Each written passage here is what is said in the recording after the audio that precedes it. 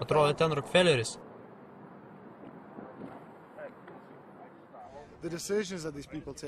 Sprendimai, kuriuos priima šie žmonės, įtakoja ne tik verslo sferą, bet ir politiką, prekybą, aplinką, faktiškai visą pasaulio spektrą. Ir visi sprendimai priimami grupės elito, kuri dirbo už uždarų durų, šį kartą Brook Streeto viešbutyje. Mes nesupažindinami su priimamais sprendimais, mums neleidžiama žinoti, apie ką jie kalba, bet mes būtinai pajausime šių sprendimų pasiekmes per artimiausius 12 mėnesių, kai jų planai pradės veikti, kurie buvo suplanuoti šiemet Brook Streeto viešbutyje tarp birželio 8 bei 11 dienų. Ką jūs manote apie tai, jog 120 įtakingiausių pasaulio žmonių atvyksta į susitikimą su valdžios organais? Atrodo, jog to negali būti. Taigi, aš tą ir sakau. Jie atvyko planuoti bendrą darbotvarkę, kuri, mano manimu, tikrai nėra demokratiška ir humaniška. Musolinis turėjo tokį apibrėžimą, kuomet korporacijų interesai pastatyti aukščiau kitų interesų, tai yra fašizmas. Jis sakė, kad jie turbūt turėtų būti pavadinti korporatizmu. Na, vadinkite tai korporatizmu ar fašizmu, ar neoliberalizmu, ar neokonservatyvizmu, kaip tik norite. Yra labai daug politinių išsireiškimų priklausomai nuo to, kokios jūs esat politinės pažiūros. Tačiau tai, kai jie aprašo, yra demokratijos pabaiga, tai žmogiškų vertybių pabaiga, žmogaus kelio pabaiga, ir tai išprovokuoja neapykantą. Ponios ir ponai, šiandien mes esame Kanadoje, kad pasipriešintume Bilderbergerių grupiai, kuri bando atsikratyti Jungtinių valstijų suvereniteto. Pasaulinės valdžios kėslai dabar yra demaskuoti. Mes žinome, kad jūs esate negailestingi. Jūs esate blogis. Kreipiuosi į Davidą Rockefellerį, į Rothschildų atstovus susirinkusius čia, į Niderlandų karalienę, į visus jūs ir sakau jums, jūs ne mūsų karalienės, jūs ne mūsų karaliai, jūs ne mūsų dievai, mes nepriklausome jums. Kaip laisvi žmonės nuo neatmenamų laikų gynėsi nuo vagių, nuo žudikų, nuo angėjų, taip ir mes pasipriešinsim jums. Mes įveiksime jūsų pasaulinę valdžią, mes sugriausime pasaulinius mokesčius, mes išardysim jūsų kontroliavimo tinklą. Dievas mūsų pusėje. Aš stoviu priešais visatos kūrėją ir prašau jo, kaip mūsų protėviai tai darė 1776-aisiais. Kad jis mus vestų, kad mus nukreiptų ir kad duotų mums jėgų ir tikėjimų, kad galėtume atsilaikyti prieš rezgamus planus, įskaitant ir patį naujausią planą pasaulio populiacijos mažinimo 80%, apie kurį Henris Kissingeris kalbėjo dar 1973-aisiais. Kodėl dedate gyvsidabrį į vakcinas? Kodėl kišate sodos Floridą į vandenį? Kodėl dedate vėžio virusus į vakcinas? Kodėl šiuo metu 4 skirtingose šalise užkasat atidirbtą uraną? Jūs arogantiški, jūs apkrėsti to paties viruso, kuris per šimtmečius plečiasi tik tarp elito, jūsų dramblio kaulų rūmo erdvėje. Jūs įsivaizduojate, kad esate neįveikiami, bet jūs žlugsite ir jūs jau žlungite. Jūsų nauja pasaulio tvarka bus nugalėta, žmonija nugalės jūs. Atsakymas į 1984 yra 1776.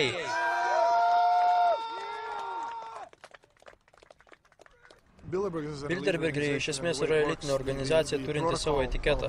Kuomet patikrinti žmonės yra įdarbinami, jiems išaiškinama, kaip būtent jie turi elgtis, išaiškinama, jog jie niekada neturi teisės kreiptis į dalyvius, išskyrus tos atvejus, jei dalyviai patys kažko paklausia. Su jais draudžiama kalbėtis, jie taip pat negali žiūrėti jiems tiesiai į akis.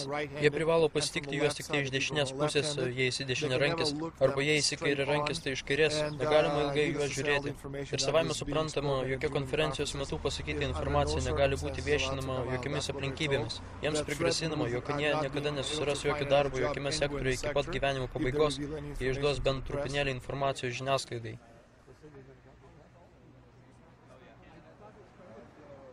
Richardas Holbrookas. Ambasadorius Holbrookas tikėjosi, kad maždaug valstiečiai jo neatpažins, jei tas nuspręstų laisvai pasivaikščioti apie Brook Streeto viešbutį.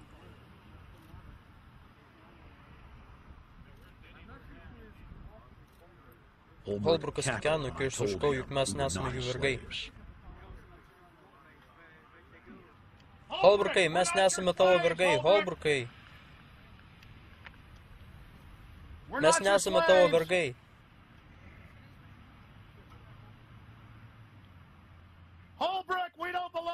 Holbrookai, mes jums nepriklausom, mes ne jūsų nuosavybė. Grįžkite ant šaligatvio. Mes laisva žmonija. Bėga bailys.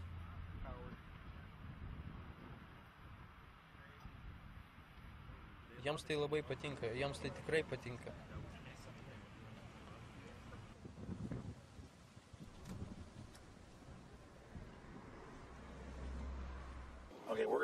Gerai, pavažinėkim po apylinkės. Ei, hebrytė, kaip sekasi?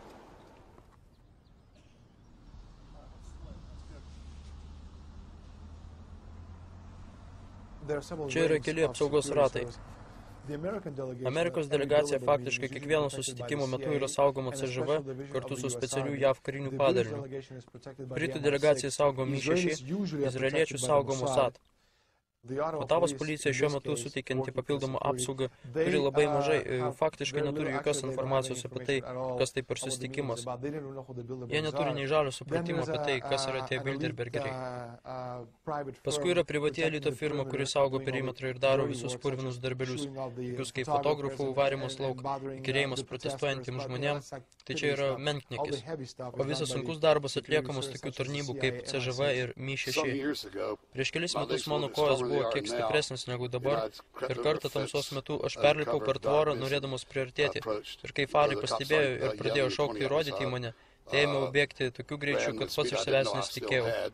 Keli šūviai buvo iššauti, tačiau kulkos praskriejo labai aukštai. Jie tiesiog bandė mane išgąsdinti. Jie neketino manęs nužudyti, nes jie juk moka šaudyti taikliai, o tada, kai šovė, tai buvo kokie 7 metrai virš mano galvos. Bilderbergerių grupę įkūrė Davidas Rockefelleris kartu su Rothschildais Britanijoje ir Europoje.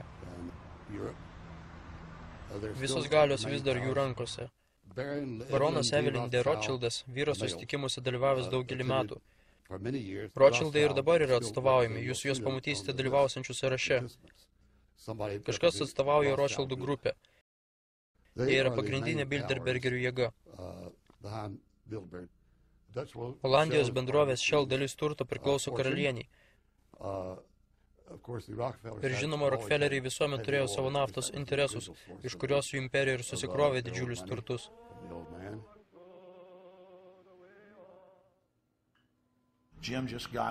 Jimas ką tik gavo oficialų Bilderbergerių dalyvių sąrašą iš savo agento Bilderbergerių viduje. Pažiūrėsime jį.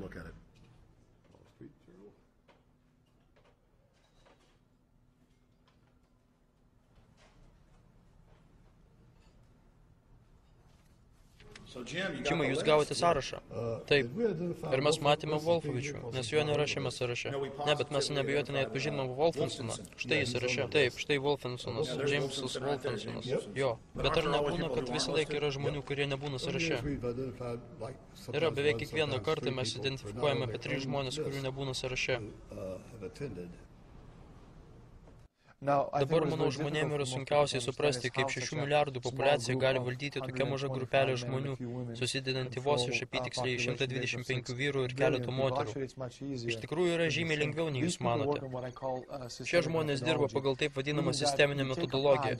Tarkim, kad žemė yra obuolių pyragas, kurį supjaustote į mažus gabaliukus ir paduodate kiekvieną iš jų savo išrinktiesiems patikėtiniams. Ir tuomet galėdamas kontroliuoti tuos individus, jūs sugebate kontroliuoti visą organizaciją.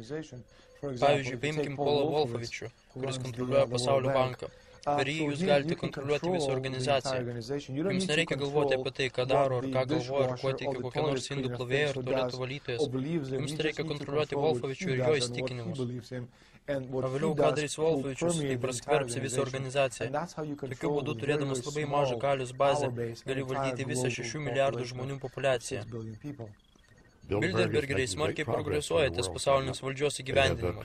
Jie sugebėjo sukurti supervalstybę Europoje ir pavadino ją Europos Sąjungą. Jie ketina sukurti vakarų hemisferos sąjungą, kurią ruošiasi pavadinti Šiaurės Amerikos sąjungą. Tuomet, kai nafta paplis po visas šalis toje hemisferoje, ji bus transformuota į Amerikos sąjungą. Ir tik apmokyta bei informuota visuomenė gali juos sustabdyti. Mes nukeliavome į Otavos centrą ir paklausinėjom žmonių, ar jie žino, kad jų mieste vyksta elito susitikimas,